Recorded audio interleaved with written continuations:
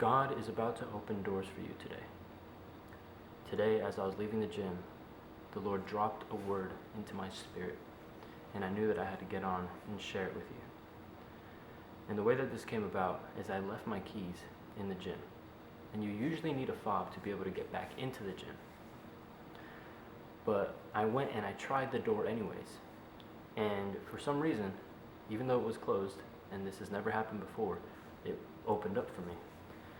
And as I was walking in, I remember thinking to myself, how many people would have gone and tried to get help, or gone and tried to figure out another way to get in, instead of just trying the door that shouldn't have been opened. And immediately the Lord began to speak to me that there is people that have had closed doors in their life. You keep finding yourself in situations where you know that something is for you. You know you're supposed to be somewhere. You know that you're supposed to already have that relationship you want, that job you want, whatever it is in your life. There's been closed doors for you. And the Lord is saying that He wants you to begin to just knock on the door. The Bible says, seek and you will find. Knock and it will be open to you. And so every door that you don't even knock on and you just assume is closed will always remain closed for you. You have to go and try and knock and ask to receive. And so there's a prophetic insight and ability in going and knocking on doors, in asking even though the answer already looks like it's going to be no. I remember when I was younger, I would always go with my friends, and we would go and we'd plan out how we're going to ask our parents if we could do this or that.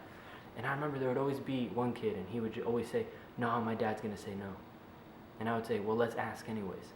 And he would always say, "No, he's going to say no. He's going to say no." And I always got so annoyed and so confused.